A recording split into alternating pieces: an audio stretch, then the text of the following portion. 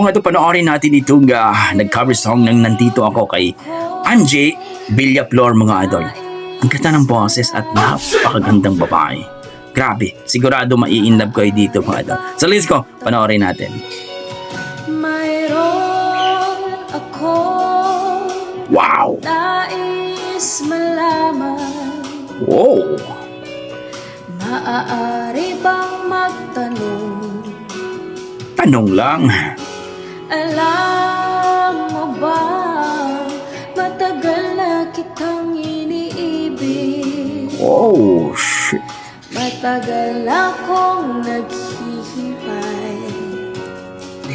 Ngunit mayroon ka ng ibang minamahal.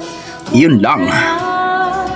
Ako'y di mo pinapansin. Oh, sakit naman. Ganon pa man, nais kong malaman mo. Ang puso kong ito'y para lang sa'yo. Oh! Nandito ako, umiibig sa'yo, kahit na nagdurog ang puso. Kung sakaling iwanan ka niya, Grabing pagmamahal. huwag kang mag-alala, may nagmamahal sa'yo, nandito ako. Wow! Grabe! Nandito ako, mga idol! Grabe naman si ate. Angie Villaflor, mga idol, sa kanyang Nandito Ako. Tago sa puso. Yan ang mga nagmamahal na ika nga nila, mga idol.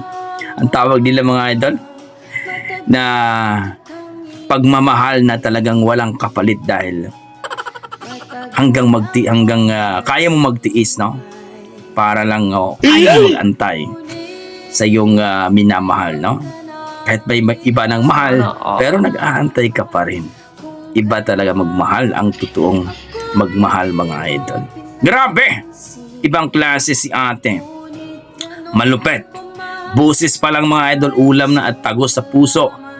Talagang may sarili siyang version, mga idol. Ibang klase ito. Nakaka-inlove. Hindi man full video, mga idol, 1 minute and 30 seconds, pero napakasarap pakinggan. Yung mga details, no? Yung mga detalye sa kanyang pagkanta, mga idol, talagang pasok sa puso mo. Sa mga nagmamahal dyan, no? Martyr, no? Sa pagmamahal, ika nga nila, kahit nasasaktan ka na, nag-e-enjoy ka pa rin dahil mahal mo eh. So, sa mga ano dyan, no? Kaway-kaway naman, no? Nag-aantay dyan na maghiwalay ang kanilang mga kanilang mga ex. So kayo, mga idol, ano masasabi nyo sa boses ni Angie Villaflor, mga idol, sa kanyang cover song ng Nandito Ako? Grabe. Ang ganda ng boses, nakaka-inlove at ang sarap pakinggan ang kanyang boses. So please comment down below, mga idol, kung ano po ang inyong mga opinion. Please pakipollow po ang Facebook page ni Angie Villaflor, mga idol. Okay, hanggang dito lang, mga idol. Maraming salamat. Yan ang ating mga dugong Pinoy pagdating sa kantahan. Halimaw talaga.